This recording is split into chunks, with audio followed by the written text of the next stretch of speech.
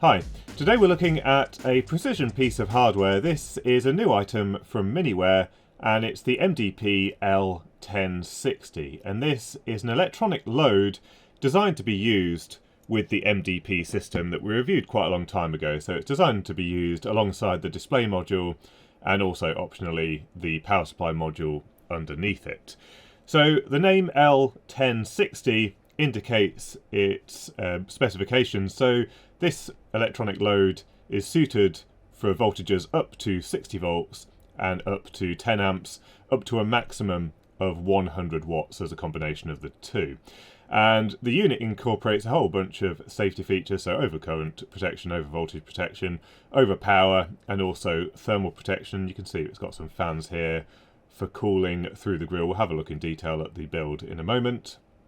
But it supports the 4 different modes that you'd expect of an electronic load. So we've got constant current, constant voltage, constant power, and constant resistance modes. And it also has a few additional functions. If you're doing battery testing, you can do things like measure the battery capacity, internal resistance, overcurrent protection, and a few other tests as well.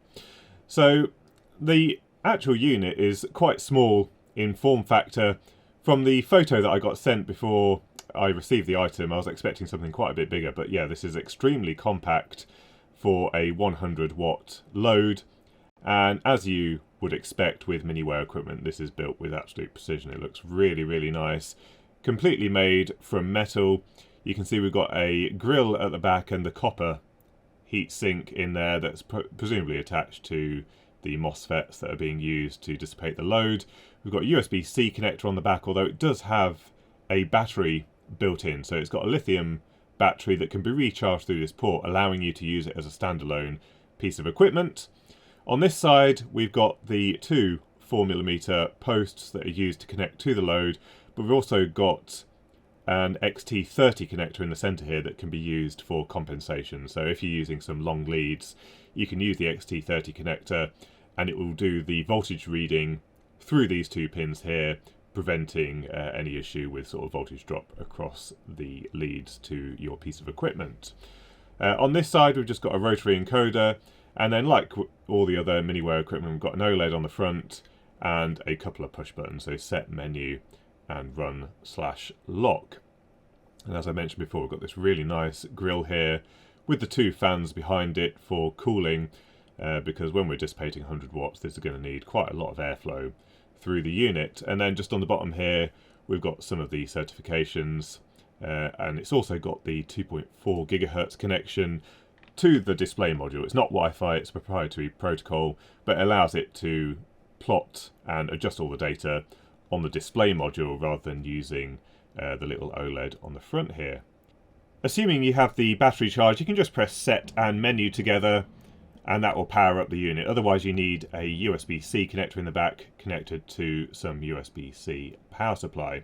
And then on the display you can see all of the relevant values. So depending on what mode you've got it set in, you'll see a little arrow here next to one of the sets of digits. So currently it's in constant current mode indicated there, and so it's pointing at the current limit here. But we've also got the set point for constant voltage, currently set to 20 volts, constant power currently set to 5 watts, and constant resistance currently set to 0.99 ohms. And if we want to adjust the value, we can just use the rotary encoder here on the side to go up in single digits.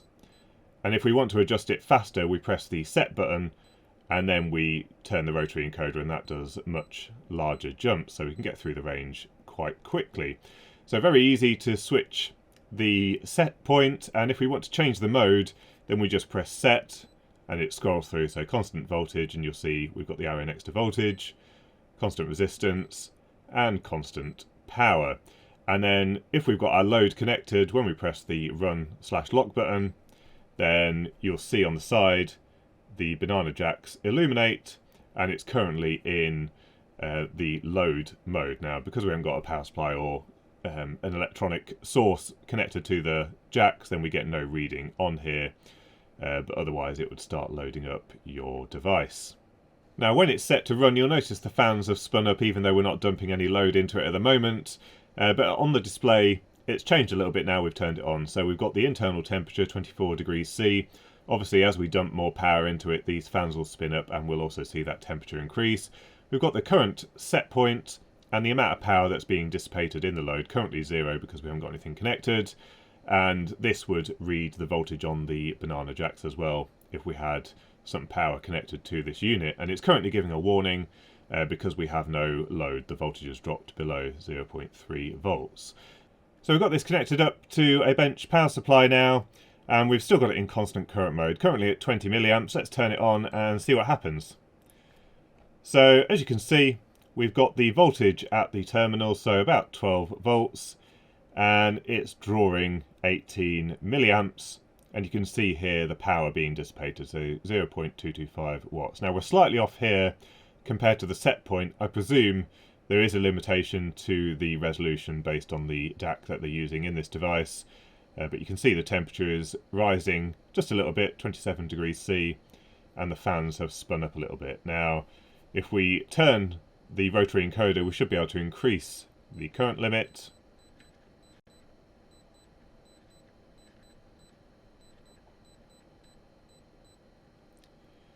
So we're now at 100 milliamps and we're dissipating about 1.2 watts. So pretty straightforward there.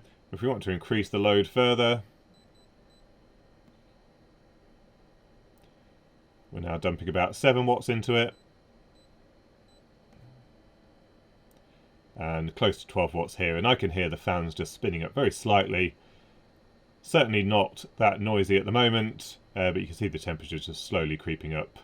It's at 29 degrees C at the moment. So that's the basic operation for constant current. Now if you want to change mode from constant current to something else, you do have to turn it off, and then we have to go to the different modes. So we can go to constant voltage. Now the power supply is currently set to 12 volts with a 1.2 amp current limit, I think it is. So let's see what happens with constant voltage. And it looked like it ramped up quite slowly there to prevent the power supply going a bit crazy. But that seems to be working quite well. The set point's 11.5 and the voltage is actually 11.494. So pretty close there. And again, if we want to adjust the setting here, we can just turn the rotary encoder and change the settings on the fly. Then we have constant resistance mode, so it's currently set to 50 ohms. And if I adjust the voltage on the power supply, we should see this dynamically change.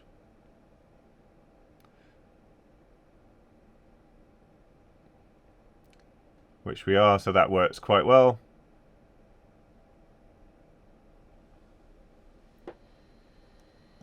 And then the other mode that we have is constant power, so 5 watts.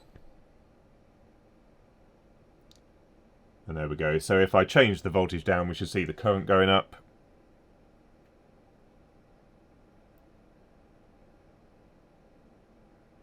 It's a little bit slow to adjust.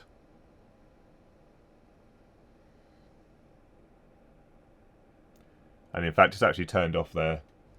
So I've just been having a little play with it in constant power mode, and it is a little bit unstable for some reason. So if I reduce the voltage on the power supply, you can see it takes about a second before it adjusts the actual load again.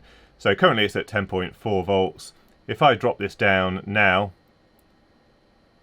then it doesn't adjust the load again for about 1 second or so. And if I increase the voltage rapidly, then it looks like it just turns off. So it doesn't appear to handle dynamic input voltages very well on the constant power mode.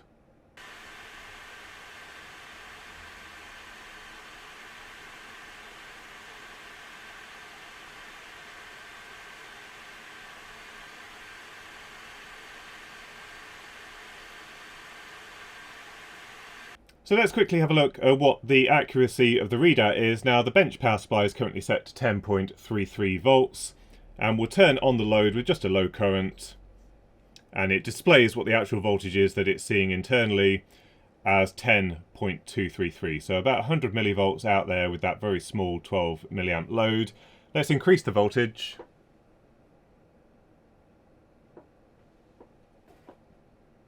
And this is still accurate, 18.62, and we can see we're just reading slightly under again, and I wouldn't imagine that much voltage drop with just a very small 12 milliamp load. So it looks like we're just reading slightly low on the voltage. Let's reconfigure this for the current measurement. So let's try it with the 15 milliamp current limit, and we'll turn it on, and we're reading about 14.12 milliamps on the multimeter, which is the same reading that I've got on my bench power supply. We're reading just slightly under here at 12 milliamps. Let's increase the load.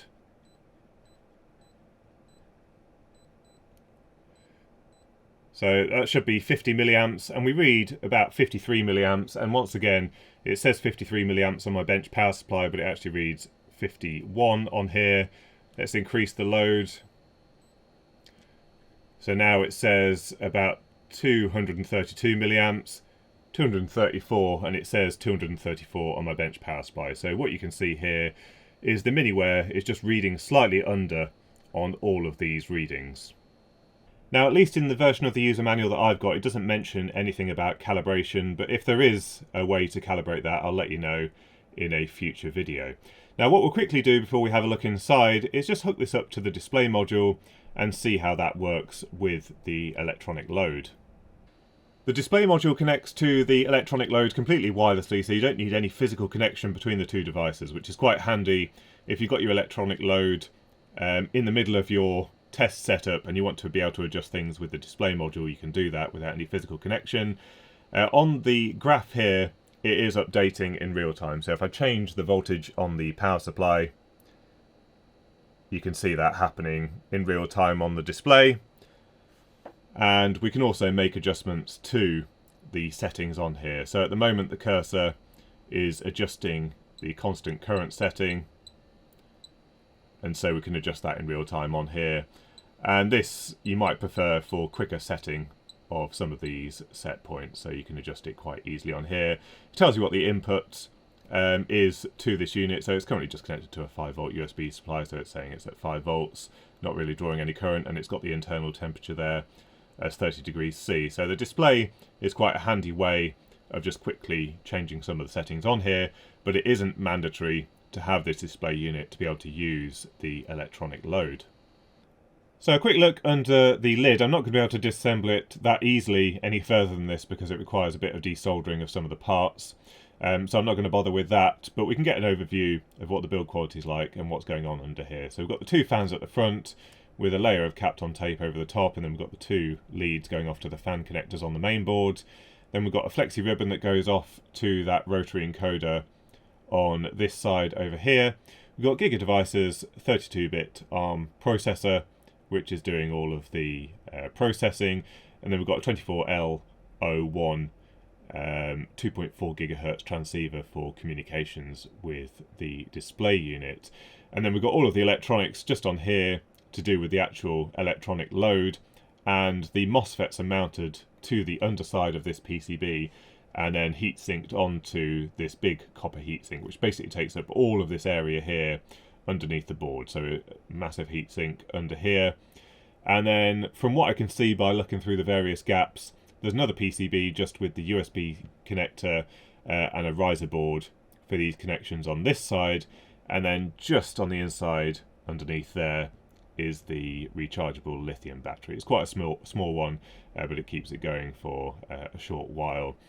Obviously, once the fans are running at full speed and that kind of thing, that battery runs down quite quickly. So generally speaking, you will need the USB connector to be plugged in. But you can see the build quality is really nice. Everything very tightly integrated into the chassis. And obviously the chassis is completely custom and really nicely made, as we see with pretty much everything made by MiniWare. So that is the MiniWare L1060 miniature electronic load. A very nicely built, compact electronic load with a surprisingly high power dissipation of 100 watts. Unfortunately, I don't have pricing information on this unit at the moment, but I will put a link to the MiniWare website in the description down below, and a link to where you can buy it from if I have one at that point. But I hope you found the video useful. Any thoughts or comments, don't forget to leave them in the comments section down below. And until next time, thanks for watching.